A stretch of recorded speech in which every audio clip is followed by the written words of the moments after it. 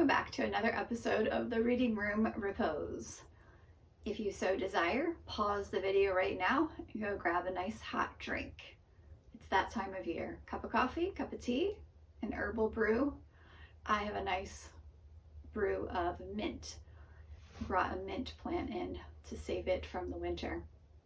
I guess mint is actually perennial in my climate, but in a terracotta pot it wouldn't do so well. But I digress. I wanted to give you a little bit of an update on my journey of discovery, specifically as it pertains to the artist way.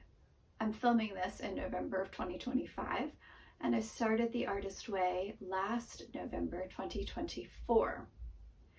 If you've been following me for any bit of time and you've watched my get to know me videos, you know that in the fall of 2023, I had the idea of writing or producing a coffee table book about historic houses.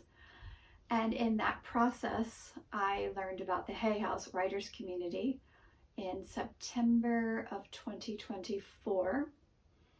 And it was in the very first breakout room that another participant talked about Julia Cameron's The Artist Way. Kind of like a 12-step program to recover your inner artist. The premise being that we're all creative beings created in the image of a higher power, God, the universe, whatever your higher power is, similar to any other 12-step program. We can all agree there's a higher power. We might have a different name for it, right? So I embarked on The Artist Way about a year ago. I did not read through it. I didn't read straight through, so that's to say it took me more than 12 weeks. The idea being that each chapter would be 1 week on the journey. I spread it out a little bit over a few months. And the two founding principles of The Artist's Way would be 1, the morning pages, and 2, an artist date. I found it a lot easier last winter when I first started to do the morning pages. So her idea, her suggestion is that it's 3 pages of handwriting, and it could be anything that comes to your mind.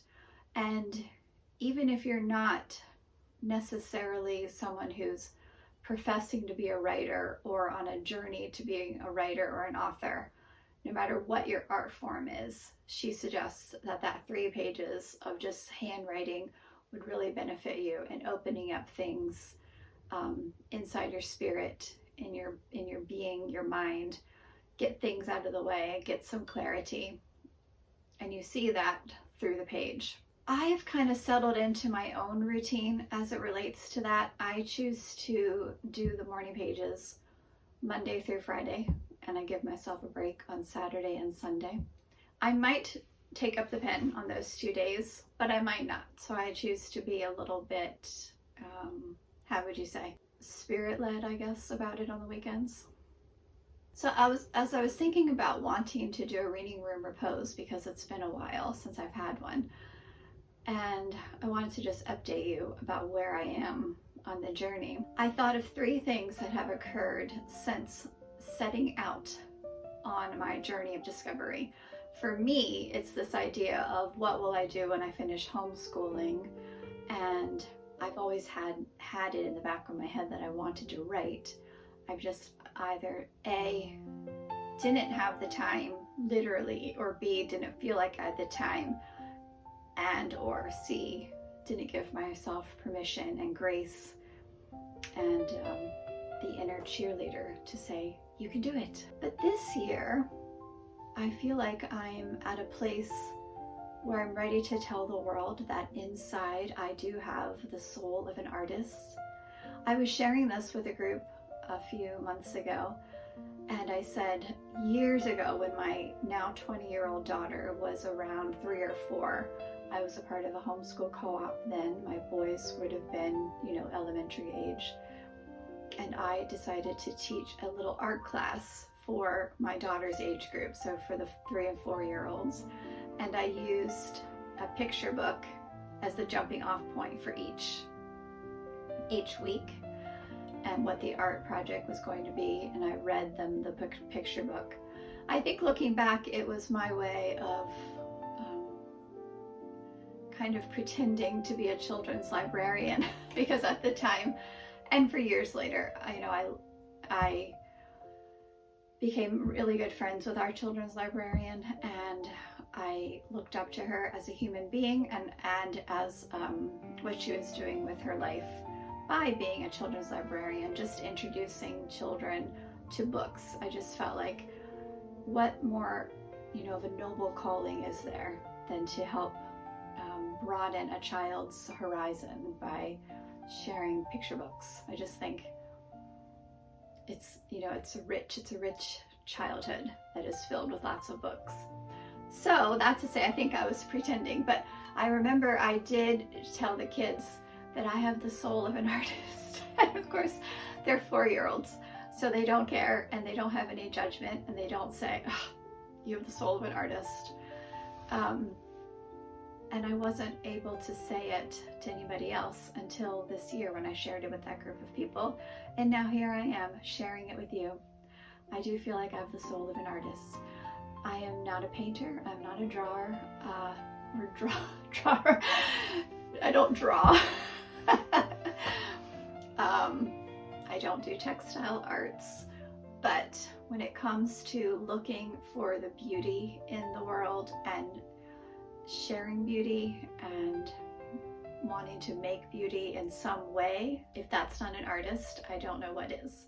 So my form of art over the years has been to make a beautiful home, to show care and concern in the food that I was feeding my children, to be creative in how I dress, which is something I've done for most of my life, from when I could start dressing myself. I just think, you have to get dressed, why not be creative about it? So those are some aspects of how I can see that, yes, inwardly I have had an artistic bent. And of course, the performing arts have always, drawn me in. Live theater and music and, talented musicians, especially those who can play more than one instrument, I'm always enamored by, that sort of thing. So that's one thing that's come out of the Artist's Way, which is to proclaim I'm an artist.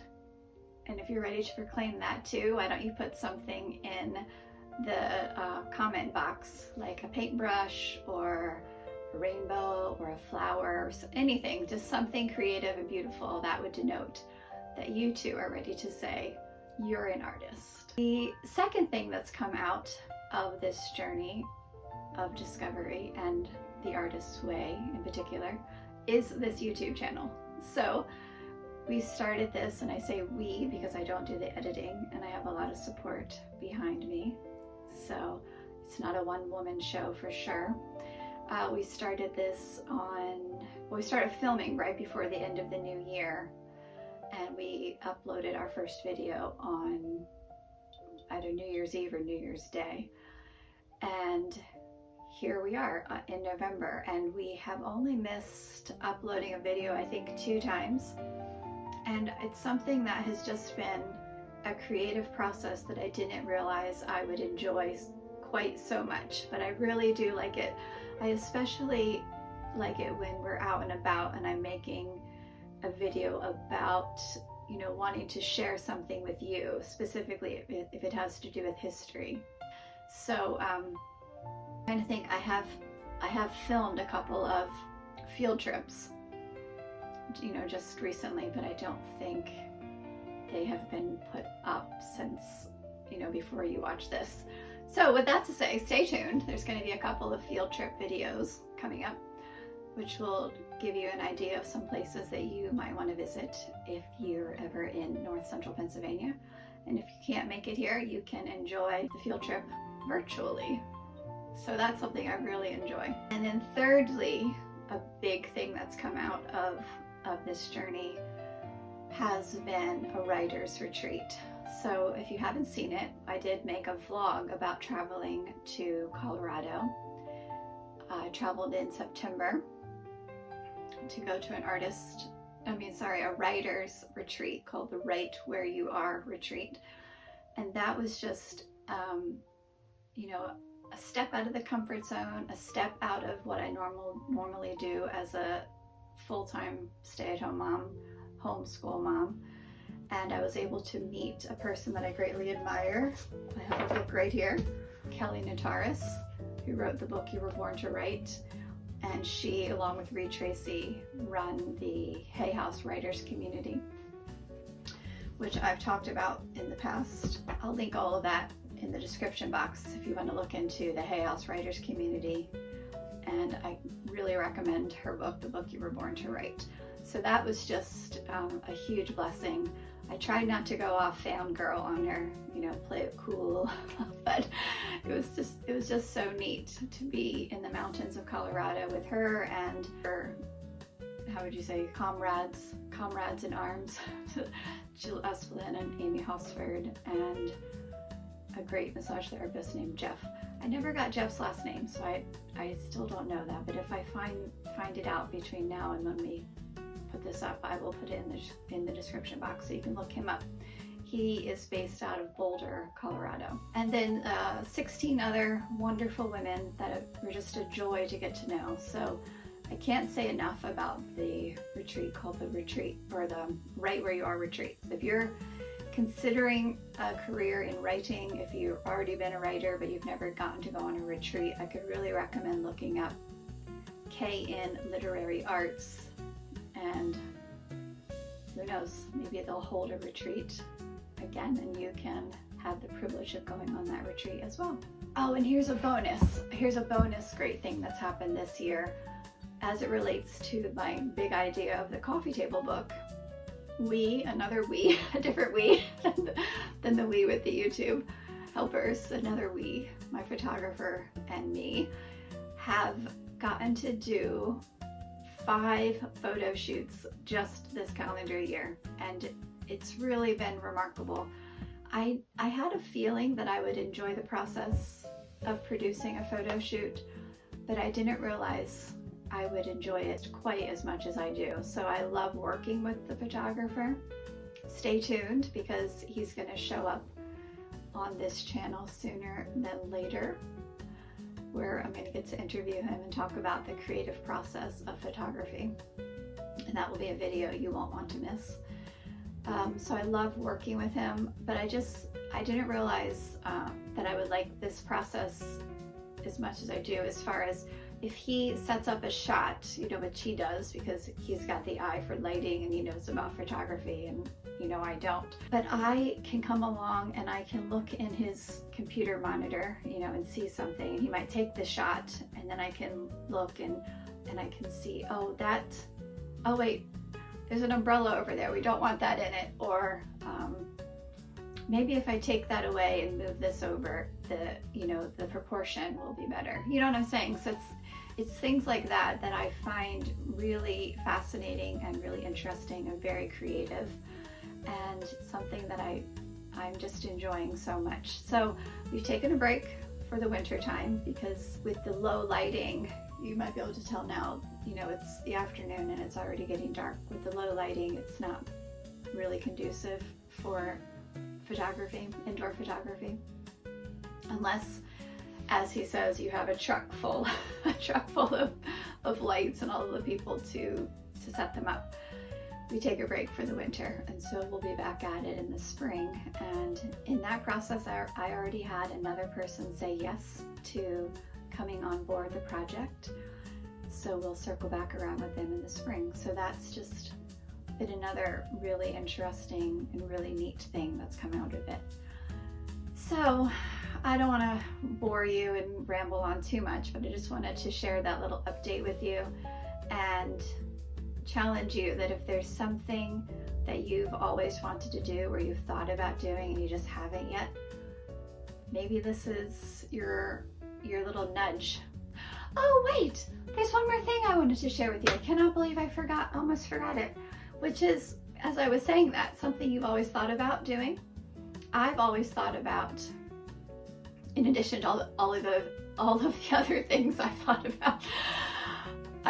about being a salesperson with a little shop, and I picture my shop as being full of quirky vintage clothing and stacks of used and vintage books and the odd interesting antique here and there, and maybe like a couple little chairs with a coffee, you know, little coffee station. That's the picture I have in my head.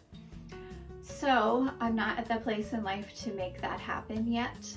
But one thing I have always loved is going to antique malls, and much to the chagrin of my husband and girls, when we go in, I'm like taking my time, you know, looking at everything, and they will have like circled the entire mall and come back and found me in the first stall or two.